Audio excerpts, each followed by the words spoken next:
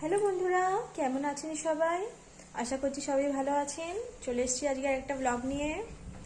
আজকে মেয়ের স্কুল ছুটি, যেহেতু আজকে স্বামী বিবেকানন্দের জন্মদিন।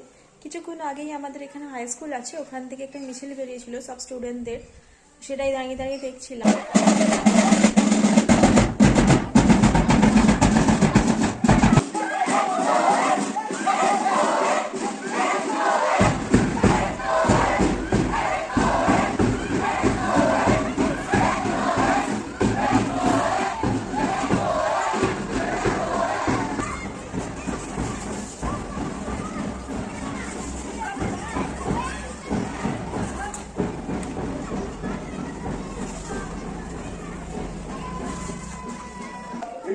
জঘন্য নিষ্ঠুরতা এইমাত্র সম্পর্কে তুমি উচ্চাধিকার লাভ করিবে। এই লজ্জাকর স্বাধীনতা পাহাড়ে তুমি দিন ভোটটা স্বাধীনতা লাভ করিবে। এই আলো ভুলিও না, তোমার নারী জাতির আদর্শ সীতা সাবিত্রী দময়ন্তী ভুলিও না। মেয়ে চান টান করে এখন রেডি হয়ে গেছে, নিচে পুজো করতে যাবে।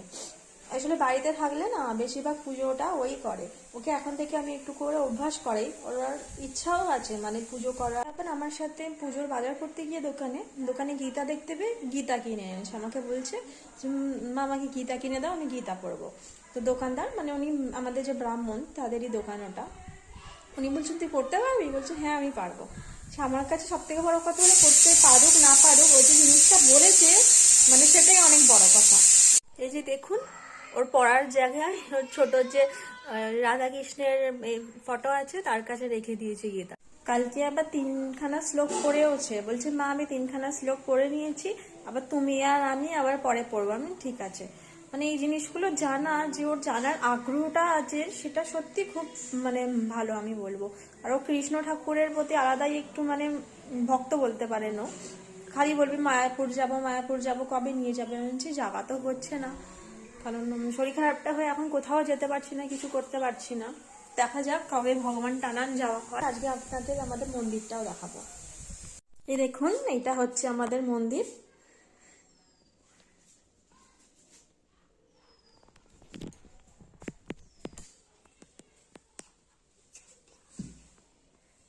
যাও পুজো করে নাও তুমি।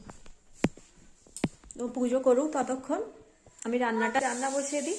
ওর আবার ফেভারিট রান্না করতে হবে। বাড়িতে থাকলেই শুধু একটাই ওর মানে আবদার, আমার আলু পোস্ত করো।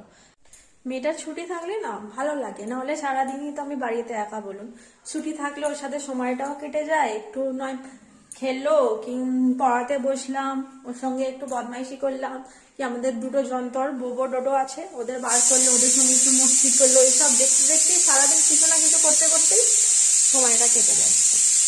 চলুন ম্যাডাম রান্নাটা করে নিই, আবার কিছুক্ষণ পরে আপনাদের সঙ্গে কথা বলছি। দেখতে আজকে ছুটি, ওর সব বন্ধুরা এসে গেছে, ওরা এখন ছাদে খেলতে যাচ্ছে। আমি উপর তো ঘুমালো না, এখন বসেছে ড্রয়িং করতে। দুপুরবেলা একটু মানে বকেছি, বলছে দুপুরবেলা বলছি যে সাইকেল চাপতে যাবে, বলছি যে সাইকেল চাপতে যেতে হবে না, এখন দুপুরে কেউ যায়? ব্যাস অমনি বাবু রাগ হয়ে গেছে, ড্রয়িং করতে বললাম করলো না, খেললো।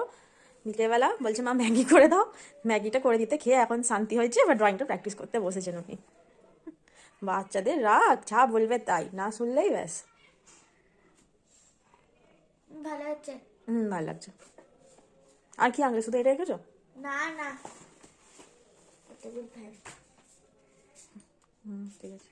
আর একটা কিন্তু আমার স্কেচ পেন দিয়ে হাফ বর্ডার হয়েছে, ঠিক আছে? দাঁড়াও দেখাচ্ছি, 1 মিনিট। হাফ বর্ডার হয়েছে, হাফ বর্ডার হয়নি, এখন করবো। করো।